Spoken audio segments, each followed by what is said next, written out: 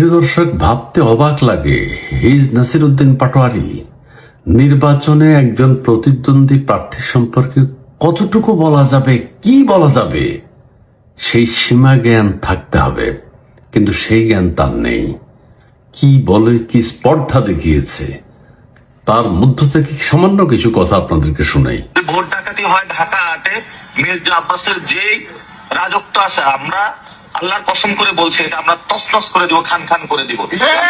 আল্লাহর কসম করে বলছে, মির্জা আব্বাসের যে রাজত্ব সেটা খান খান করে দেবে, তছনছ করে দেবে।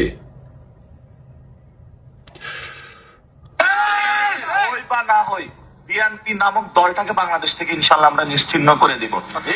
কত বড় দুঃসাহস! হই বা না হই মানে সে যদি পরাজিত হয় তার দল ক্ষমতায় আসবে, জামাত। কিন্তু এত কিছুই নেই।